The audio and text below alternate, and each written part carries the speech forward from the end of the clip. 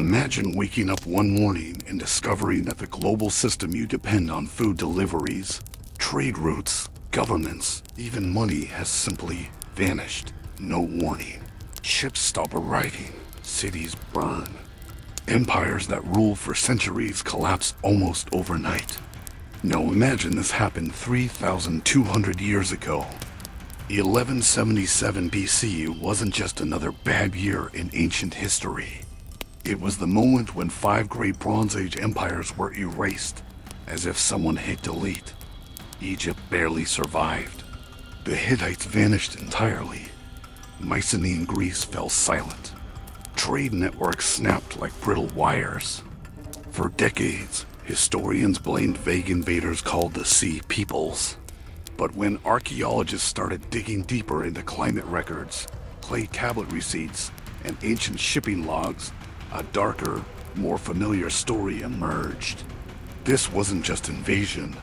It was history's first supply chain collapse. For centuries, the late Bronze Age world was astonishingly globalized.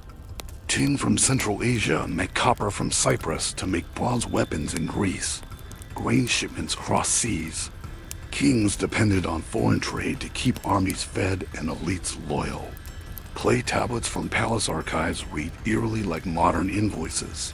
Shipments delayed, resources scarce, debts unpaid. Then the climate shifted. Tree ring data and sediment cores revealed decades of drought.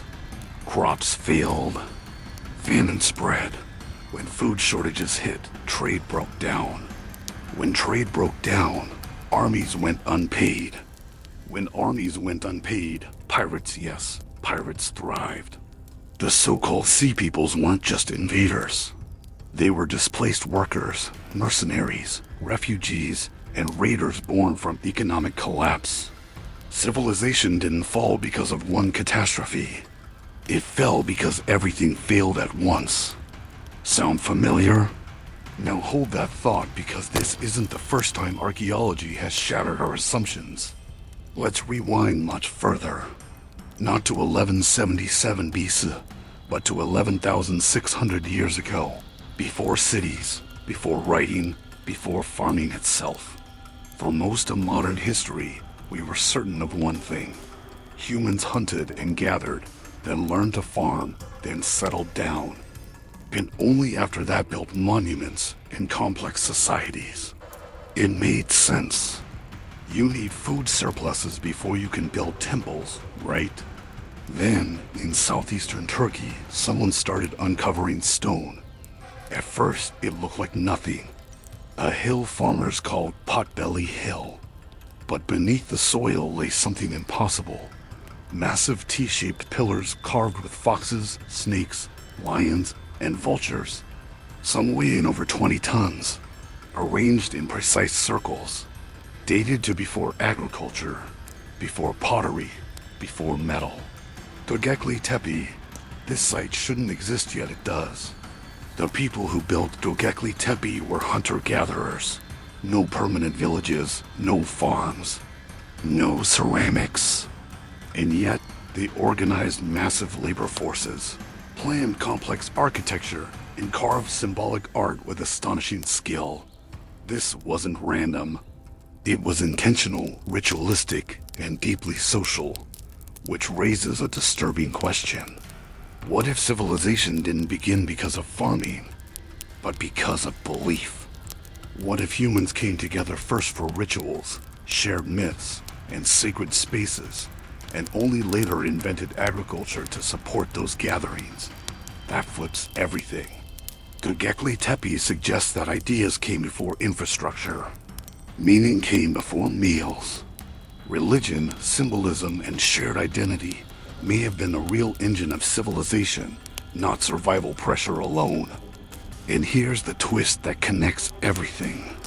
Göbekli Tepe was deliberately buried, not destroyed, not abandoned. Carefully entombed. Just like Bronze Age palaces burned and sealed their archives in 1177 BC, preserving the very records that tell us how they fell. In both cases, we only know the truth because catastrophe froze history in place. Civilizations rise not because they're strong, but because they're connected. And they fall when those connections become fragile. Göbekli Tepe shows a civilization can emerge from shared purpose. 1177 BC shows a civilization can collapse from shared dependence. So here's the uncomfortable question for us today. Are we closer to Göbekli Tepe building meaning before systems? Or closer to 1177 BC, one disruption away from unraveling?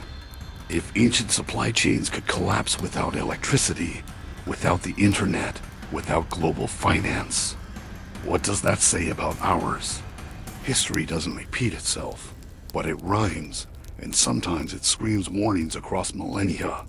If this story changed the way you see the past or the present, let me know in the comments. Which collapse surprised you more?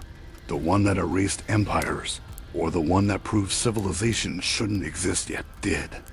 And if you want more stories where archaeology exposes uncomfortable truths about who we are and where we re-headed, subscribe. Because history has more secrets than it lets on.